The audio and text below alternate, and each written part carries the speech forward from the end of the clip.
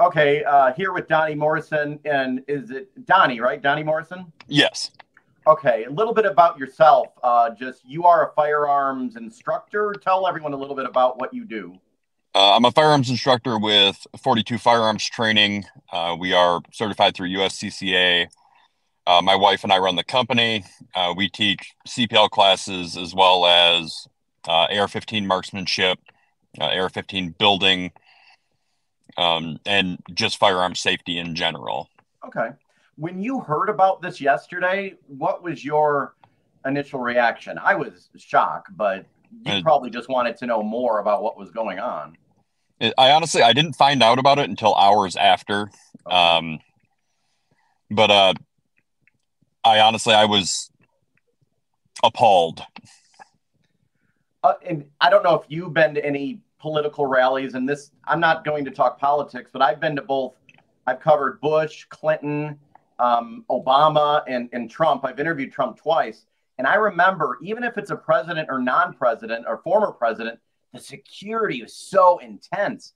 I remember when I covered Bill Clinton, after being president, they had drones in the air. They had so many security apparatuses. Did that surprise you that this was able to go down? I was very much surprised. That's my one thing is how did they not see him? Yeah, let me bring up a graphic everyone has seen. So the stage is right there, and then there's this building, I guess it'd be to the left, and they're estimating 150 yards away. Now, when they talk about a perimeter, I'm assuming they mean like they have a fence set up around where Trump is, and the building was outside of the perimeter, but that doesn't matter, right? Because if you're on top of that building and you can see the stage, is that what's called line of sight? That's definitely line of sight, and honestly, the shot could have been even further. Uh, I'm surprised that they did not have staff on that building. Yeah, I mean, I've covered these events before, and if there was buildings like that, they would have local police, so at one police officer on that end of the building, one on that end of the building, to make sure that no one would enter. So that's a whole other issue that needs to be talked about. But when it comes to marksmanship and shooting, what does it take for someone, their experience level, to go up on that building 150 yards away and hit a target on that stage? How difficult, what skill level would someone need? With iron sights, that's a very difficult shot, especially to hit such a small target from that distance. There is a lot of math involved, but at 150 yards, it's less than 1 inch of drop. So So, 1 inch from where you're aiming. so that means that's why the math is involved. And I've seen the shows and the documentaries. When you have it lined up in your sight, you have to figure for what wind and drop and that sort of thing. Because when you're aiming, and if I ask a stupid question, I apologize. But when you're aiming, you can't just aim, oh, you have the target in the center because you have other environmental conditions and gravity, right? Exactly. I mean, even humidity comes into play, not necessarily at 150 yards. When you get a little further than that, humidity will come into play. At that distance, even an experienced marksman, it would be a difficult shot with iron sights. What is iron sight? The sight? No scope. So it's just a dot in the or two dots in the back, one dot in the front.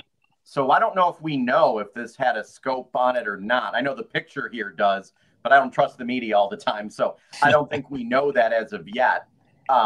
So the scope on there would actually like you're looking through a telephoto lens, right? That's what a scope Correct. is. Okay. And that would make it obviously a lot easier, but that still doesn't do the math for you, right? No, not at all. There are actually companies out there that do make scopes that do the math for you now, but they are Wow. very expensive. I bet. So they say it's a 20-year-old, and now I'm hearing that it was his dad's weapon. I mean, for me, I don't have a lot of experience with shooting. Could I just randomly get one, go and get that shot off? I don't think I could. No, you would definitely need at least some practice to be able to shoot that type of distance. Yeah, and then I want to show, oh, hold on, a video, and you may have seen this. And that's a little bit old, John. These are the, sharpshooters. I've seen them. You may have seen them at events if you've been to any rallies, but these guys are always on the rooftops, and apparently they're the ones, I guess, that took them out. What kind of weapons are they? I mean, these are probably the best of the best that these guys have. They look to me to be a modified SIG Cross, which comes in 300, 380, or 6.5, which is a much more powerful round. Okay, so they would able to, and you could see as soon as the shot was fired, they got up really quick and probably just took the person right out. So these are experts. I mean, probably I would hope the best of the best. They know what they're doing. Yes. Okay, so yeah, I was just surprised there wasn't more of these individuals. How do you? Yeah, what's your take on this? I mean, for those guys right there, I mean, they all have to be feeling, obviously horrible about the situation. I would hope. What's your take on it? It's just, as a firearm instructor, as someone who knows the logistics of weapons, it's not necessarily the weapons end, but I feel like they should have been paying a little closer attention to rooftops to allow him to get off 8 shots. Because usually I know what I ask. Is there a spotter and there's someone with the gun? I've seen that before where you see them with the they're looking around. I've seen them when I was at the Trump rally in Freeland in 2020. There'd be in the distance even, and there'd be someone with the binoculars and someone with the gun. Is that like a spotter? Yeah, generally they'll have a spotter. The spotter is who's usually doing the math as well for a sniper. Okay, so that person may not have a firearm, but they are like the co-pilot in a way. Exactly. Wow. Okay. So they should be constantly looking, and you would suggest elevated positions would be the obvious place they should be looking. Yes. Wow. Okay. So you were, and you're not Secret Service, but it sounds like it was a failure at some level. Personally, I think the failure was from the beginning with not checking the rooftops before the rally started. Yeah. And obviously the responsibility is of this dirtbag human being who did this. That's the obvious, the fault being with this person. But for me, I know when I've covered, for example, a Trump rally, I was supposed to interview him back in Freeland in 2020. I had to get there 12 hours early. Secret Service would make everyone leave the perimeter. They would do a search with dogs. They searched the buildings. That's why it just came to me as a shock, because even covering an event like this, I'd have to leave my camera. They would open where the tapes go in, and they do so much intensity. They would look in my wallet. It was so intense, and that's why it was shocking to me. The average public, many of them never covered a president or a former president, but that's what shocked me, because they are so intense when you're at these events.